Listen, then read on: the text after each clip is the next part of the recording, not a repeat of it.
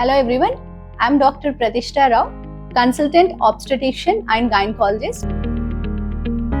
ప్రెగ్నెన్సీలో అండాశయంలో నీటి బుడగలు వస్తే ఏం చేయాలి అంటే ఓవేరియన్ సిస్ట్ అనేది సైజ్ని బట్టి మనం పేషెంట్కి ఏం ట్రీట్మెంట్ ఇవ్వాలి అనేది డిసైడ్ చేస్తాం. సో ఎప్పుడైనా అల్ట్రాసౌండ్లో స్కాన్లో అండాశయంలో నీటి బుడగ ఉంది అంటే పానిక్ అవ్వకండి. బికాస్ మీ ఆబ్స్టెటిషియన్స్ అనే వాళ్ళు ఎప్పుడూ మీకు హెల్ప్ చేయడానికి రెడీగా ఉంటారు. సో ఫస్ట్ కన్సల్టేషన్ తీసుకోండి. మీ ఆబ్స్టెటిషియన్ దగ్గరికి వెళ్ళి ఇలా ఉంది అని, లేదా ఇంకో ఆబ్స్టెటిషియన్ ఎవరైతే ప్రాపర్గా మేనేజ్ చేయగలుగుతారు అని మీరు అనుకుంటారో వాళ్ళ దగ్గరికి వెళ్ళి చూపించుకోండి.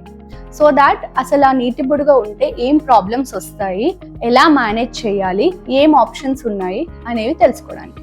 So first of all early ప్రెగ్నెన్సీలో అంటే ఫస్ట్ 3 నెలల్లో కానీ మనకు తెలిసింది అంటే మనం సైజ్ని బట్టి, ఒకవేళ అది లార్జర్ సైజ్ ఉంది, పెద్దగా ఉంది అండ్ టార్షన్లోకి పోయింది అంటే ఇలా మలకబడిపోయి పెయిన్, వామిటింగ్స్, ఫీవర్ లాంటివి వస్తున్నాయంటే మాత్రం ఎమర్జెన్సీ సర్జరీ చేయాల్సి వస్తుంది. డెఫినెట్గా సర్జరీకి వెళ్తే అబార్షన్ రిస్క్ అనేది ఉంటుంది. అలా కాకుండా సైజ్ చాలా చిన్నగా ఉంది అంటే we can wait and watch. So ఎంతవరకు వెయిట్ చేయాలి అనేది ఫాలో అప్ స్కాన్స్లో చూసుకోవాలి. అలాగే ఇందాక నేను చెప్పినట్టుగా పెయిన్, ఫీవర్ అండ్ వామిటింగ్స్ వస్తే అప్పుడు we need to go for a surgery.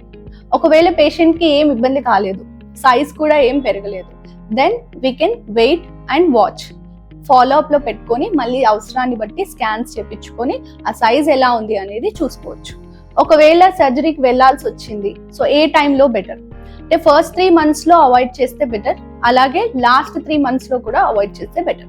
అంటే 4th month to 6th month ఆ గ్యాప్లో చేస్తే సేఫ్ ఫర్ ఫీటస్, అంటే ప్రెగ్నెన్సీ లేడీకి కడుపులో ఉన్న బిడ్డకి సేఫ్టీ ఎక్కువగా ఉంటుంది. బట్ అదర్వైజ్ ఆ 4th month to 6th monthలో కూడా అబార్షన్ రిస్క్ అయితే ఉంటుంది, అసలు రిస్క్ లేకుండా అయితే ఉండదు. సో ఎప్పుడైనా కూడా ప్రెగ్నెన్సీలో ఒకవేళ ఓవేరియన్ సిస్ట్ లాంటివి వచ్చాయి అంటే లాప్రోస్కోపీ సర్జరీ చేయించుకుంటే బెటర్. ఓపెన్ సర్జరీతో కంపేర్ చేస్తే లాప్రోస్కోపీ సర్జరీ వల్ల రిస్క్ అనేది తక్కువగా ఉంటుంది అబార్షన్కి. సో ఇవన్నీ గుర్తుపెట్టుకోండి అండ్ డు నాట్ పానిక్. మీరు ఫస్ట్ చేయాల్సింది ఏంటంటే డిస్కస్ విత్ యువర్ ఆబ్స్టెటిషియన్.